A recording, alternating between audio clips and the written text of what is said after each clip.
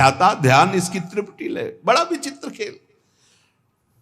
शुद्ध ज्ञान, शुद्ध भक्ति, शुद्ध भगवत मार्ग मजाक बना दिया गया है। मजाक।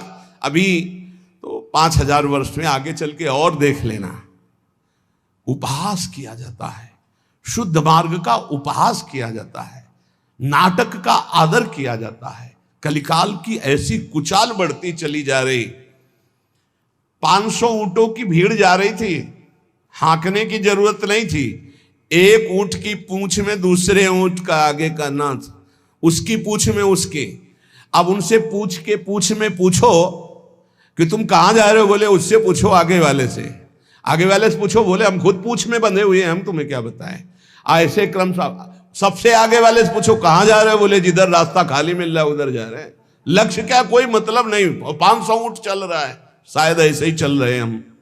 कहां जाना है, रास्ता खाली, जिधर जिधर वासना मोड़ दे उधर चली जाना। बोले तुम कहां जा रहे हो, बोले आगे वाला जहां जा रहा है वो आगे वाला।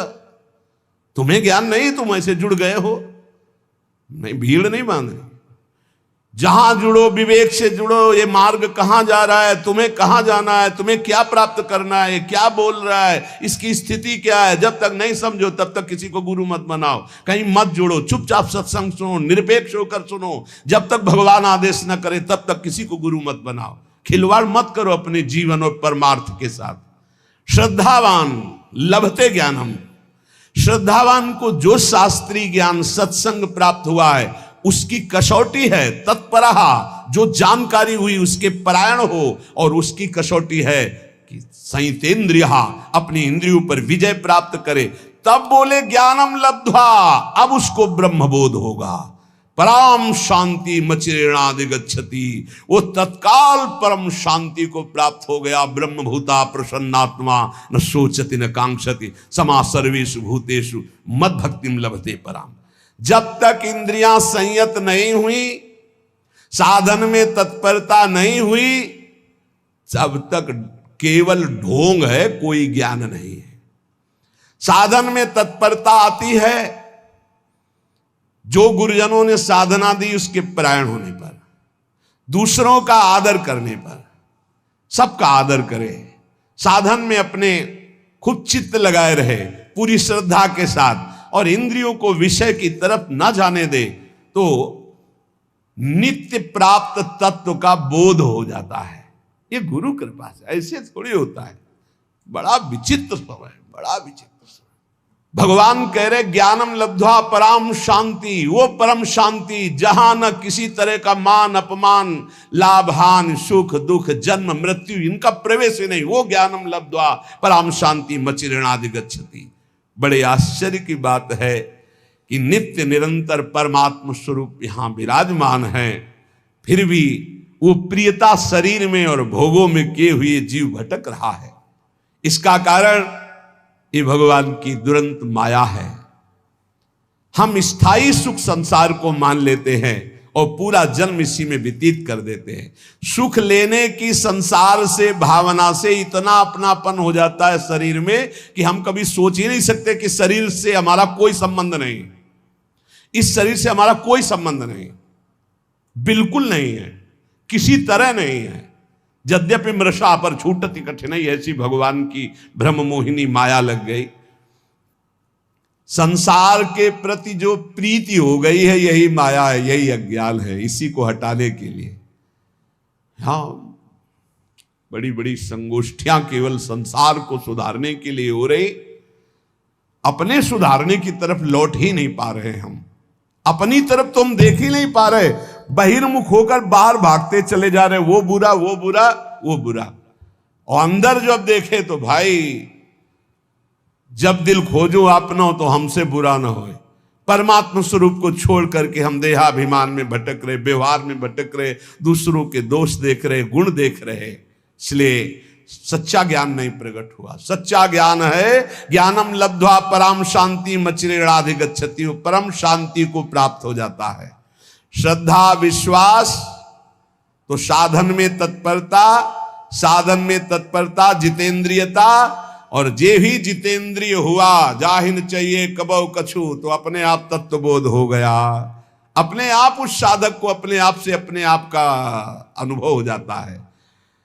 अज्ञश्चा श्रद्धानश्च संशयात्मा विनश्यति नायम लोकोस्ति न परो न सुखम संशयात्मनः। जो अज्ञ विवेकहीन है और श्रद्धा रहित हैं, ऐसे संशयात्मा मनुष्य का नाश हो जाता है। संशयात्मा मनुष्य के लिए ना ये लोक सुखकर होता है, ना परलोक हितकर होता है, और ना उसे कभी सुख प्राप्त होता है। उसका पतन ही है, उसका नाश ही है। जो शास्त्रों पर विश्वास नहीं करता, संतों पर विश्वास नहीं करता, तो विवेक है नहीं। विवेकहीन पुरुष का नाश ही निश्चित है। अज्ञश्चा श्रद्धानश्च संशयात्मा विनश्यति। विवेक तो खुद जागृत नहीं हुआ ज्ञान, और दूसरे की बात मानना नहीं। जो संत महापुरुष गुरुजन शास्त्र, इनकी बात मानना नहीं, उनको महत्व नहीं देना। कैसे होगा? तुम्हारे में खुद है नहीं ज्ञान, और जिनको ज्ञान है उनकी बात मानना है नहीं। वहां संशय करना है तो संशयात्मा विनश्यति, उसका विनाश हो जाता है, पतन हो जाता है। विनाश किसे कहते हैं? बुद्धि का नाश होना ही सर्वनाश है।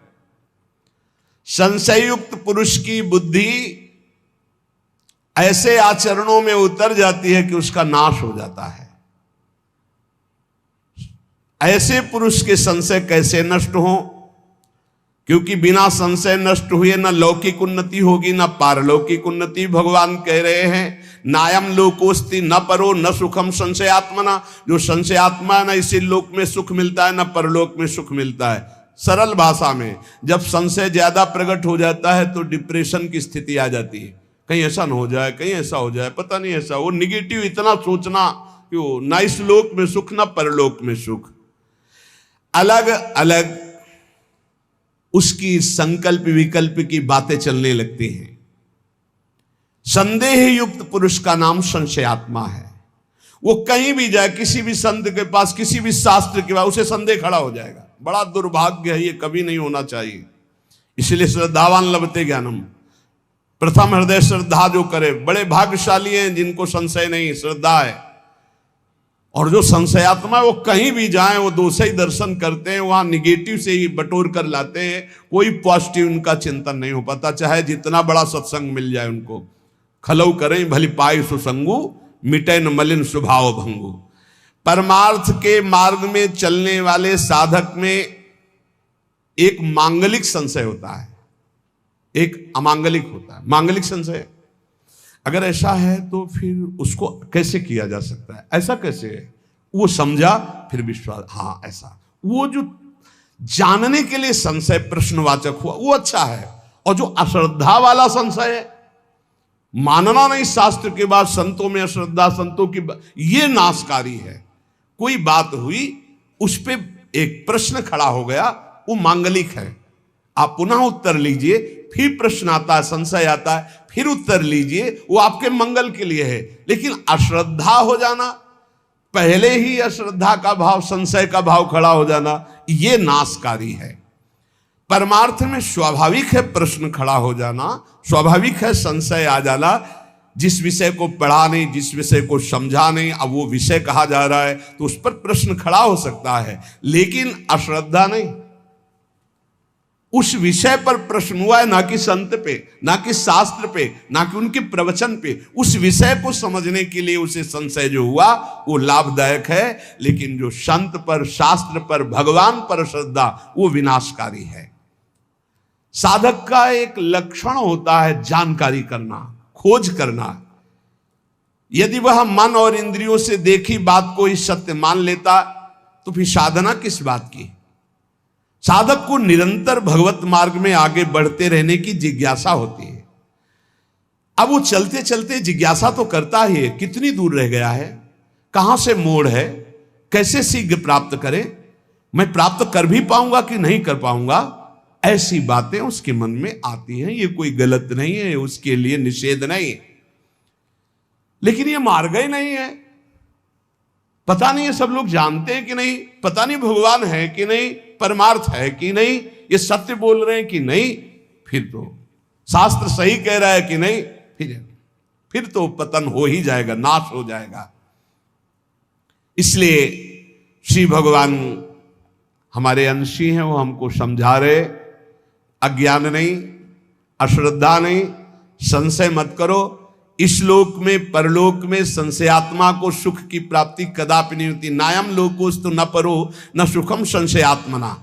संशयात्मा अज्ञ अश्रद्धालु, भीतर ही भीतर वो जलता रहता है, बड़े खतरनाक स्थिति होती, जलता रहता है। जब बोलेगा तो जहर बोलेगा, नकारात्मक सोच।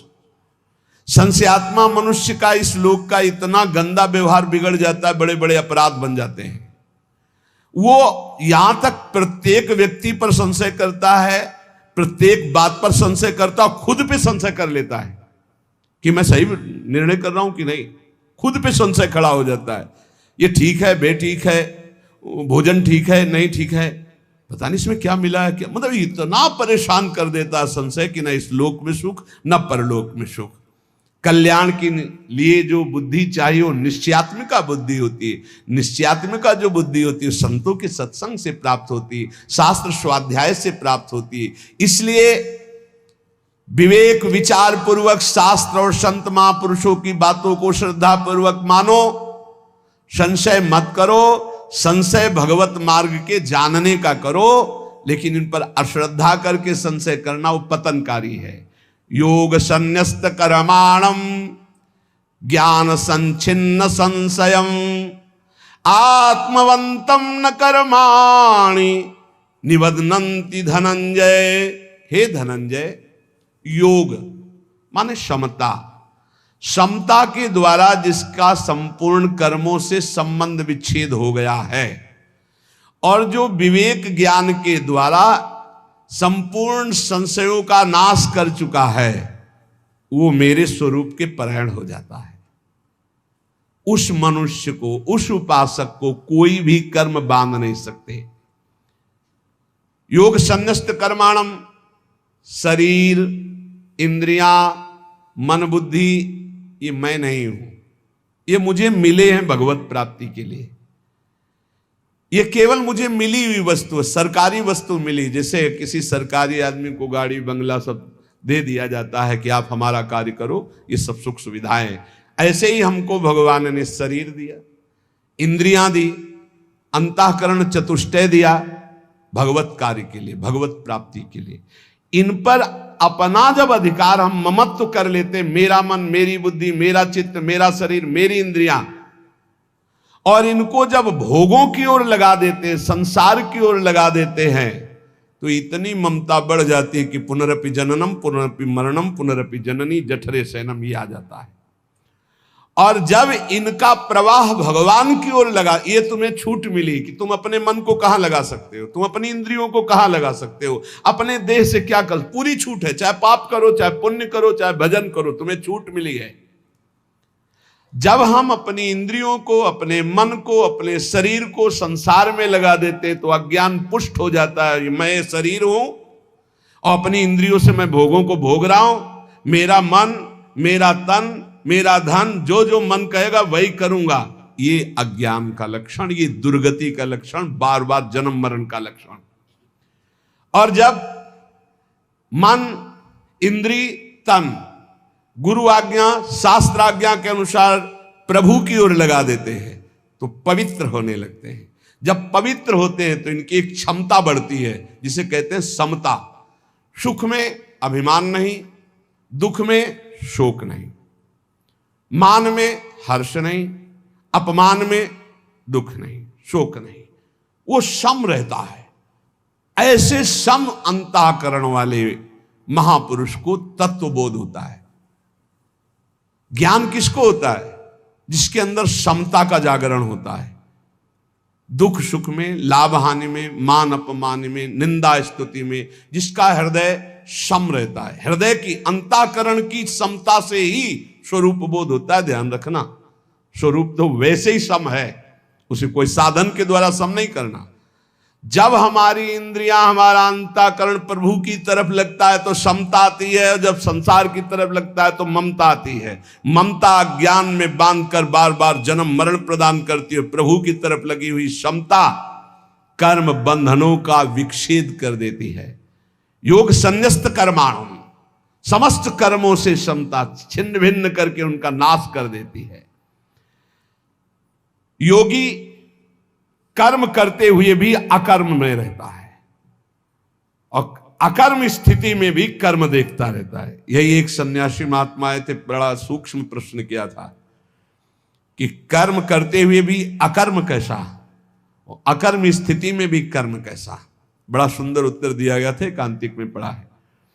कर्म करते हुए और ना करते हुए दोनों अवस्थाओं में योगी असंग रहता है।